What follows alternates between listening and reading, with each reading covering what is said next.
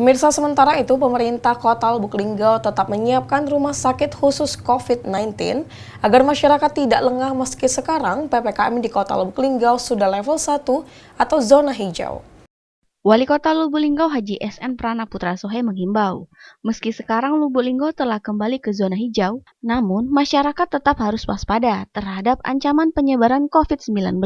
Jangan sampai kita terlena sehingga membuat kasus COVID-19 baru kembali lagi.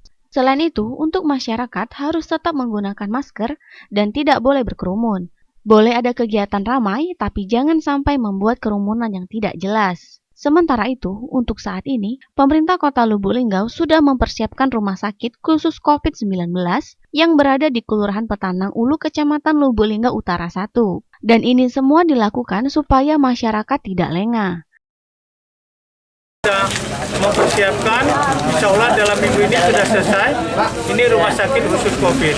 Jadi ini juga kita siapkan, laboratorium juga berkaitan PCR juga punya daerah juga sudah kita siapkan. Jadi itulah hal-hal yang mengatakan bahwa kita tidak lengah, ya, walaupun kita level 1. Nah, tentu dengan masyarakat himbauannya untuk tetap ya wajib masker. Walaupun kita level 1 ada kegiatan-kegiatan rame-rame ya, tetap pakai masker dan tetap upayakan tidak berkerumun. Itu saja.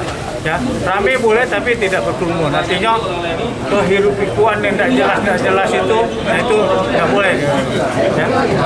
Sementara itu, bahkan pembelajaran tatap muka untuk sementara masih harus tetap terbatas dan menunggu instruksi dari pusat agar Lubuk Linggau yang sudah PPKM level 1 ini tidak kembali lagi ke level 2. Dan sekolah boleh saja ramai, namun protokol kesehatan tetap harus dijalankan. Rajab Silampari TV melaporkan.